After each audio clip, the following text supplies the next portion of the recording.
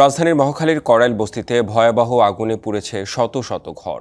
কেউ হতাহত না হলেও সর্বস্ব হারিয়ে নিঃস্ব হওয়া অনেকের ঠাঁই হয়েছে খোলা আকাশের নিচে। ফায়ার সার্ভিসের ১৯ ইউনিটের ৫ ঘন্টার চেষ্টায় নিয়ন্ত্রণে আসে আগুন। আগুনের কারণ অনুসন্ধানে ৫ সদস্যের কমিটি গঠন করেছে ফায়ার সার্ভিস। মধ্যরাতে কড়াইল বস্তিতে ক্ষতিগ্রস্তদের খোঁজ খবর নেন জামায়াতে ইসলামের আমির। এ ঘটনায় উদ্বেগ প্রকাশ করে ক্ষতিগ্রস্তদের সমবেদনা জানিয়েছেন বিএনপির ভারপ্রাপ্ত চেয়ারম্যান ও প্রধান উপদেষ্টা ডক্টর মোহাম্মদ ইউনূস।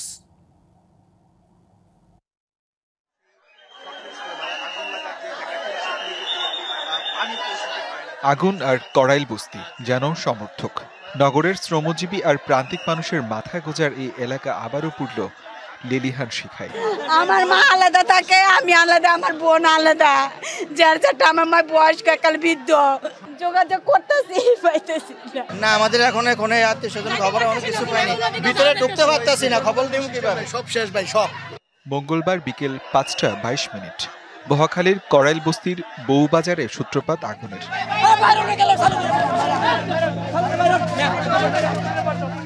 ফায়ার সার্ভিসের কর্মকর্তারা জানান, খবর পেয়ে প্রথমে ৭টি ইউনিট আগুন নেভানোর কাজে যোগ দেয়। পরে যোগ দেয় আরও ১২টি ইউনিট। এখানকার ফায়ার সার্ভিসকে বলা হয়েছে, ফায়ার সার্ভিস এখানে প্রায় 1 ঘন্টা লাগাইছে, পাইপ লাগাইতে সাথে মাত্র পানি দিতে পারে না তারা।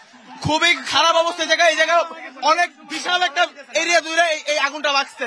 এই জায়গার ৩-৪টা ট্রান্সফার বাস্ট হয়ে গেছে। শুনতাম সিগারেট অথবা সিলিন্ডার আপনার কারেন্ট না, এই আগুনটা দেখে আমার মনে হয় ব্রাউন পাউডারের আগুনটা লাগানো হয়েছে। হার্টের যত্নে বিশ্বসেরা ক্যানোলা তেল এখন বাংলাদেশে।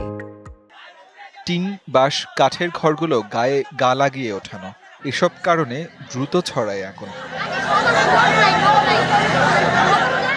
একদিকে পুড়েছে বাসস্থান সহ মূল্যবান জিনিসপত্র, আরেকদিকে বস্তির বাসিন্দাদের সব হারানোর চিৎকার, কান্নার রোল।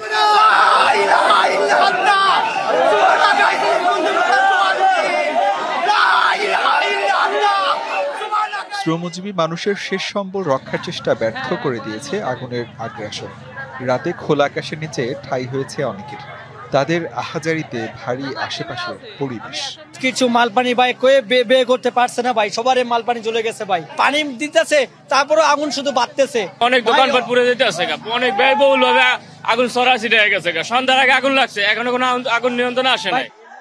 আগুনের লেলিহান শিখায় পুড়ে গেছে শত শত স্বল্প আয়ের মানুষের বাসস্থান ও শেষ সম্বল। ৫ ঘন্টার বেশি সময় পর রাত ১০টা ৩৫ নিয়ন্ত্রণে আসে আগুন। প্রাথমিকভাবে আগুনের সূত্রপাত ও কারণ জানাতে পারেনি ফায়ার সার্ভিস। গঠন করা হয়েছে ৫ সদস্যের কমিটি। এটা আসলে ক্ষয়ক্ষতিটা আমাদের টোটালি তদন্তের উপরে নির্ভর করছে, কারণ এখানে আমাদের এখনো তো সার্চ অপারেশন চলছে। এদিকে মধ্যরাতে কড়াইল বস্তিতে গিয়ে ক্ষতিগ্রস্তদের খোঁজ খবর নেন জামায়াতে ইসলামীর আমির। তো হয়তো কারণ পরে জানা যাবে কি কারণে এই আগুন কোথা থেকে সূত্রপাত হলো না হলো, এটা কি সাবোটাইজ নাকি এটা আসলেই কোনো দুর্ঘটনা, এই ব্যাপারে আমরা কোনো মন্তব্য করতে চাই না। কড়াইলের আগুনের ঘটনায় উদ্বেগ জানিয়ে বিবৃতি দিয়েছেন বিএনপির ভারপ্রাপ্ত চেয়ারম্যান তারেক রহমান। এদিকে উদ্বেগের পাশাপাশি ক্ষতিগ্রস্তদের প্রতি সমবেদনা জানিয়েছেন প্রধান উপদেষ্টা ডক্টর মোহাম্মদ ইউনূস। আসিফ খান, ডিবিসি নিউজ।